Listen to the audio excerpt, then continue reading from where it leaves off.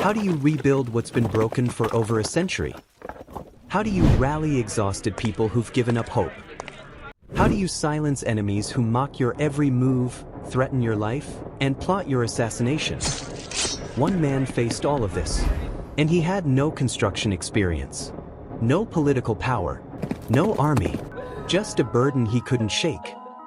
A prayer God answered, and a wall that refused to stay down. His enemies laughed when he started. They threatened when he wouldn't stop. They bribed, slandered, and even hired a fake prophet to destroy him. But here's what they didn't count on. When God gives you an assignment, mockery becomes proof you're doing something that matters. In 52 days, not 52 months, not 52 years, 52 days, a broken city became a fortress. And the enemies who'd been laughing? They were now terrified, because they just watched ordinary people accomplish the extraordinary when they refused to come down from the wall. This is Nehemiah's story, and it's about to show you exactly what happens when you stay committed to what God assigned you to build, no matter who tells you to quit.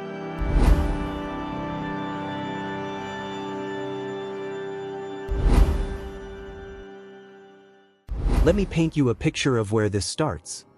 The year is 445 BC. The place, Susa, the winter palace of the Persian Empire, the most powerful empire on the planet.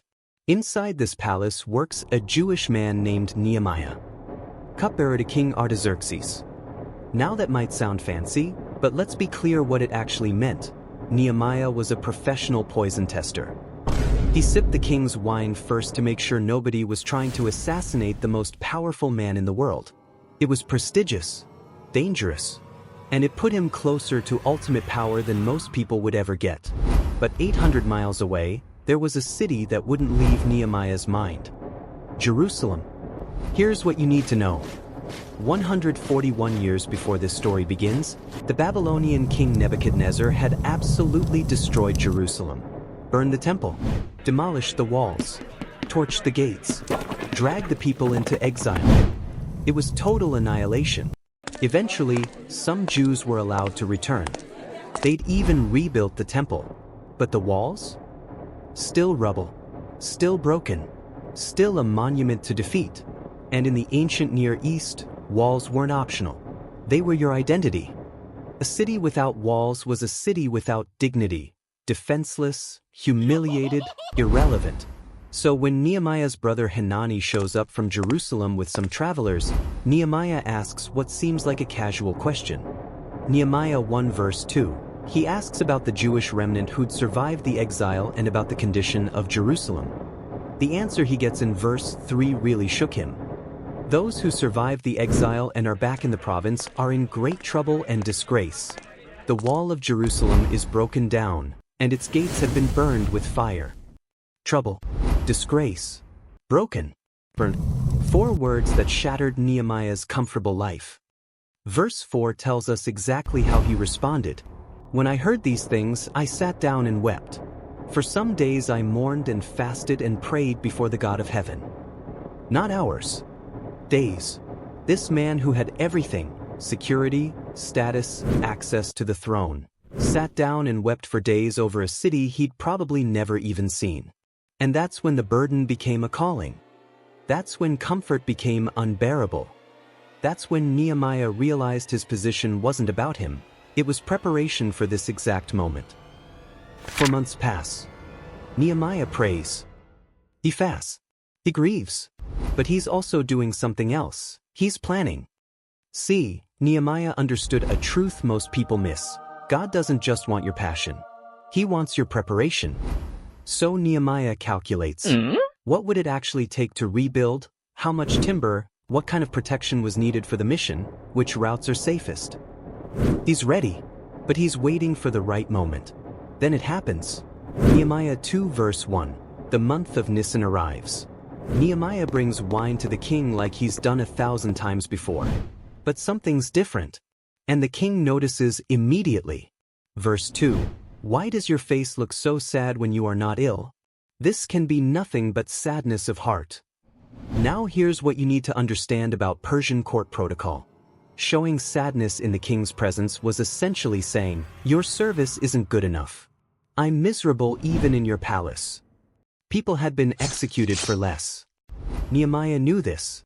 That's why the very next line says, "I was very much afraid."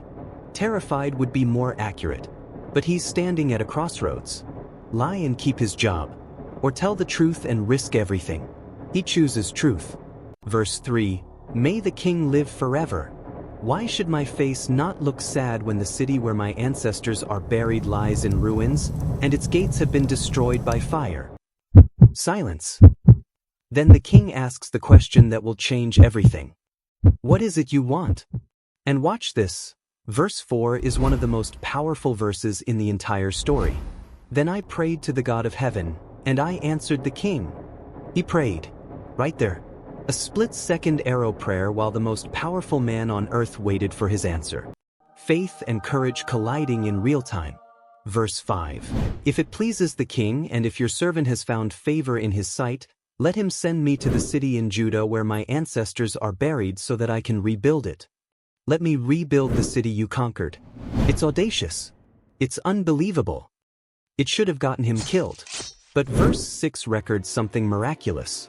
"Then the king, with the queen sitting beside him, asked me, 'How long will your journey take, and when will you get back?'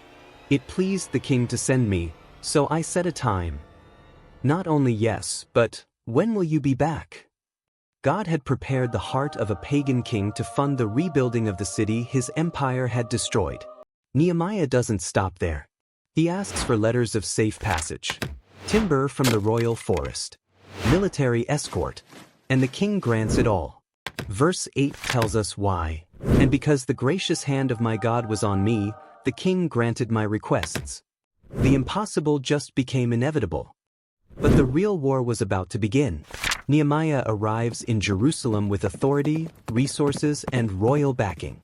But he doesn't announce his plans, doesn't call a meeting, doesn't post on social media about his vision. Instead, verse 11 says he rests for 3 days. Smart leaders don't rush.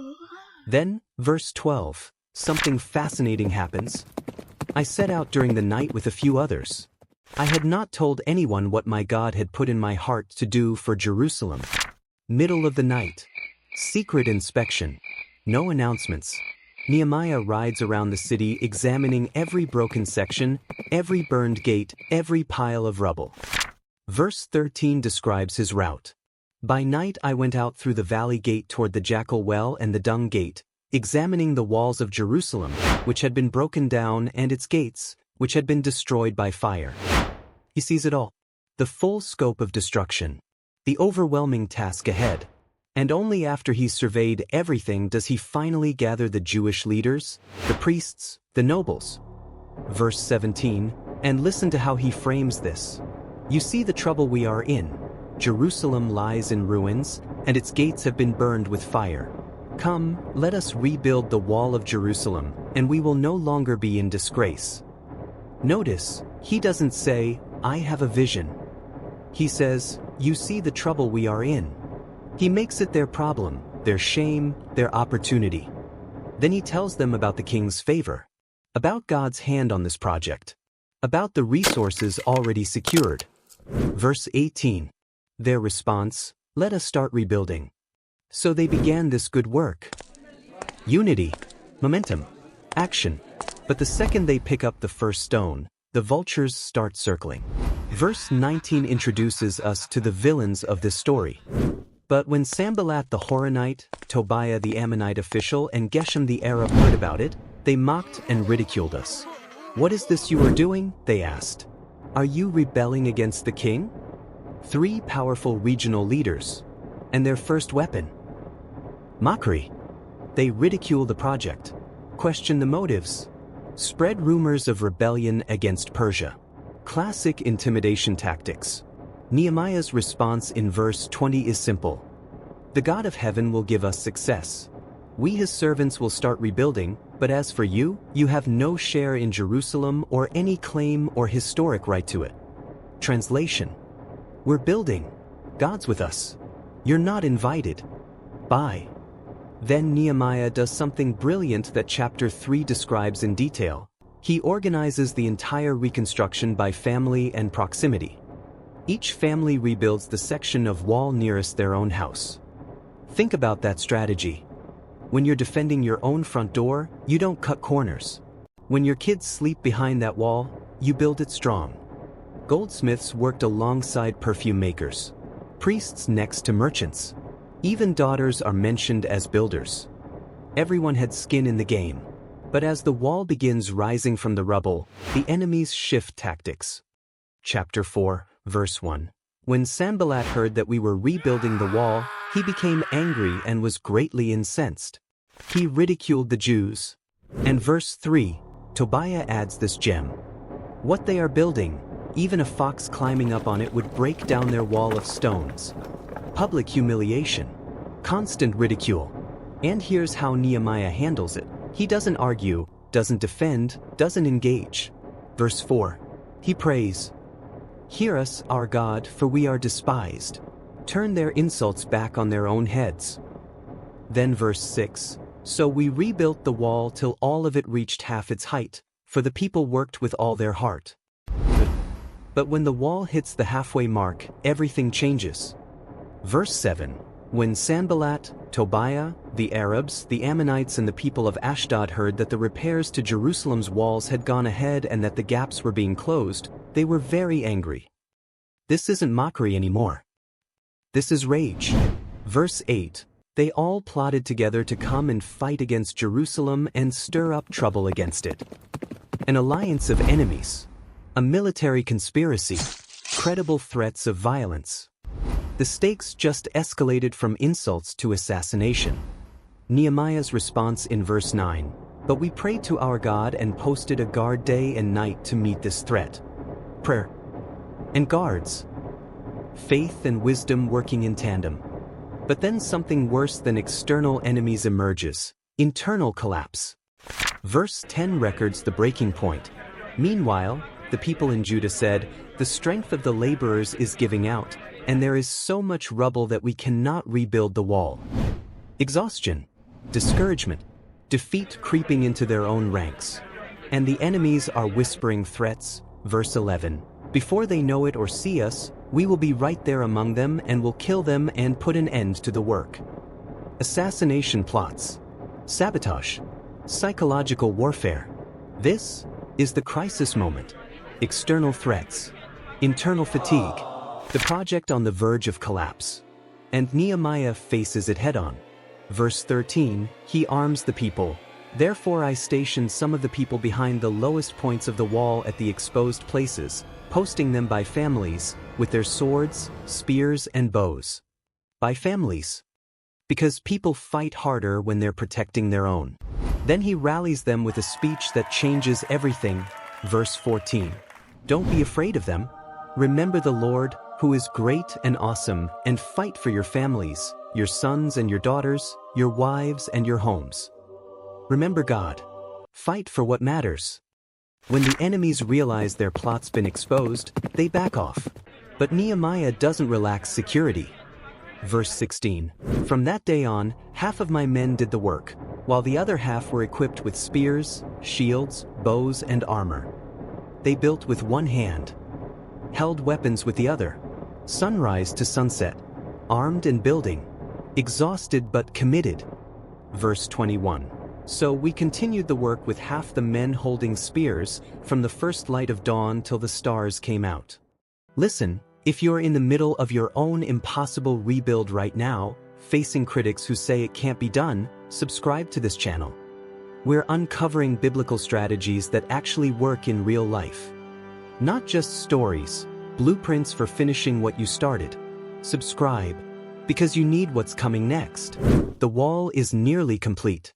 But Sanballat and his crew have one more play. If force and fear won't work, try distraction. Chapter 6, verse 2. Sanballat and Geshem sent me this message. Come, let us meet together in one of the villages on the plain of Ono. Sounds reasonable. A peace meeting. Diplomatic. But the verse continues. But they were scheming to harm me. It's a trap. Lure him away from the work. Ambush him. Kill the leader. Nehemiah's answer in verse 3 should be carved in stone. I am carrying on a great project and cannot go down. Why should the work stop while I leave it and go down to you?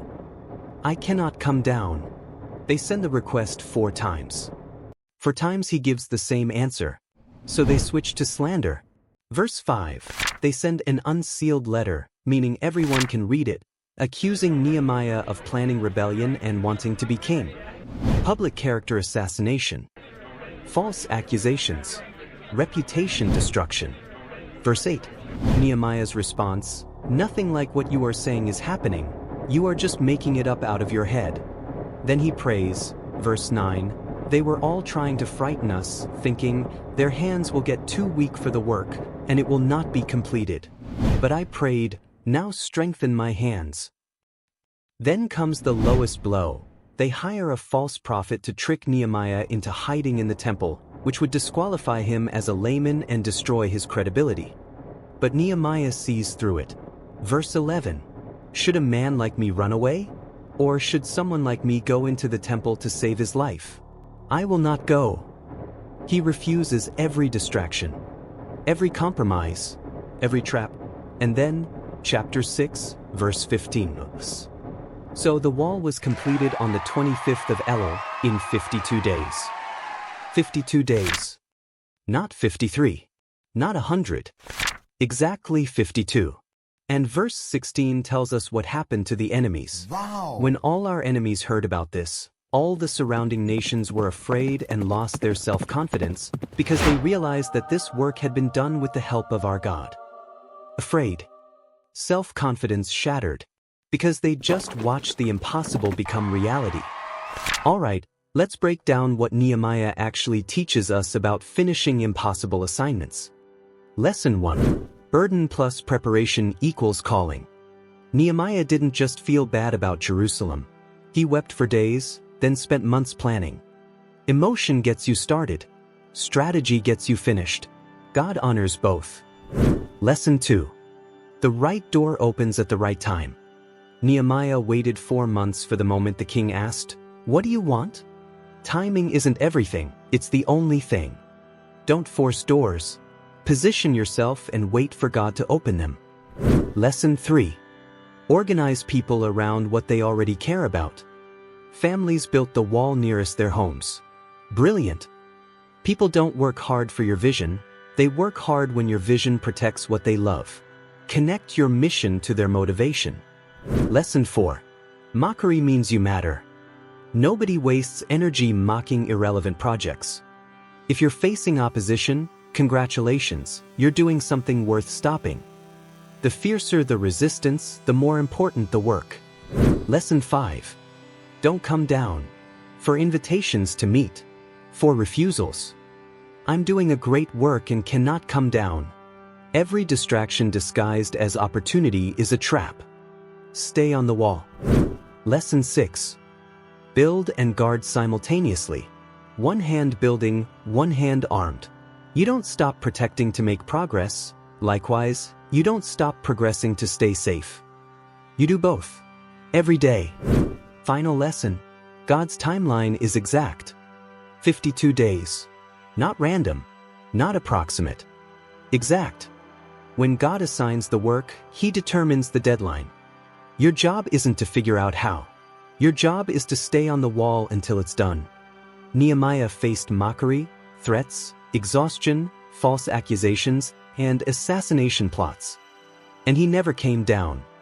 So whatever wall you're building, whatever broken thing God assigned you to restore, don't come down. The enemies will laugh, then fear. The work will seem impossible, then inevitable. And the God who gave you the assignment will give you exactly what you need to complete it. If this story armed you with what you needed to keep building when everyone's telling you to quit, subscribe right now.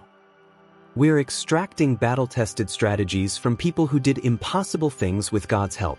Subscribe, stay on your wall. Finish what you started, and I'll see you in the next one.